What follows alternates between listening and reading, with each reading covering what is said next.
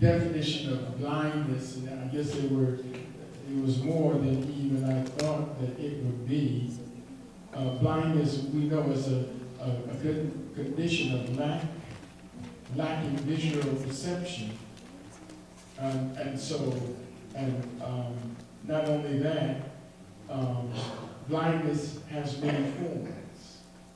When we say that, the definition is there are restrictions that hinder the eye to focus on any object, any restriction to cause the eye not to be able to focus on any object to see it is called blindness. Maybe this blindness occurs because of a physical dysfunction hindering the retina ability to process needed information to bring the object into focus. Okay, there is the blindness that occurs because sometimes an obstacle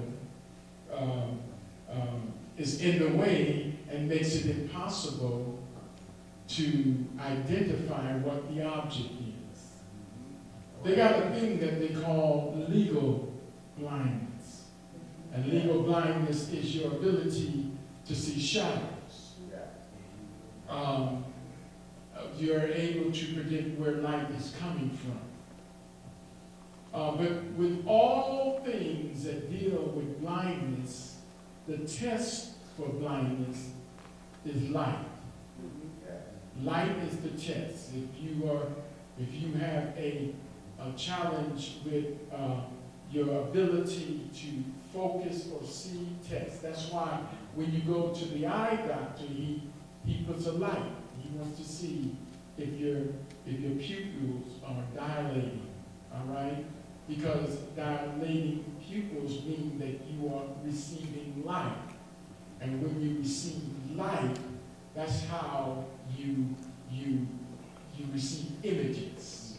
Well, number one, the stereo thought about this man was the result of sin. And when the disciples came upon this man, the first thing they thought about is that he was cursed. And in his curse, they said, well, did he do it or did his parents do it? It's interesting because a few weeks ago when we were reading All Things Are for God's Sake, where God has brought us out of darkness into this marvelous light, we talked about him reconciling us unto himself. He made it clear that your past is very much a part of your future. And the things that you encountered in sin are instruments in his hand to use you in salvation. And so when you understand that, then sometimes you have to say, the devil is a liar. Because the enemy would try to make you think that your state before Christ was because of some curse that came upon you. As the disciples said, who sinned, this man or his parents? And Jesus said, neither one of them. His state is not because of his sin. His condition is not because of his sin. His circumstances have nothing to do with sin. He is called so my glory can be manifested. And so here we are in this last day, and we have to understand. We have to see what Jesus wants us to see, like he wants us to see it concerning us. The Pharisees seen others, but they couldn't see themselves. We live in a time when people see others, but they can't see themselves.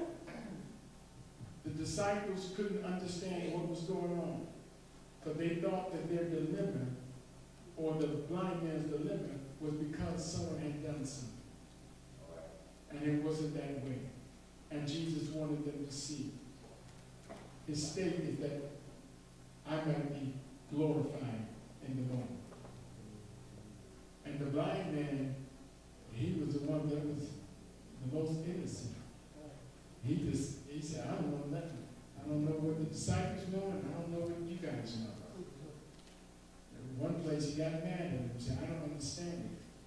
You're supposed to be religious leaders, and never since the beginning of the world has anyone opened up another man's eye. And you're going to tell me that he's not a God and you don't know him? If anyone should have seen that he was the Son of God, the light of the world, it ought to be the religious leaders of the world. If our gospel be hidden, it is hidden to them that are lost, whom the God of this world has blinded their mind, lest they see. But they can't see if we're not shining.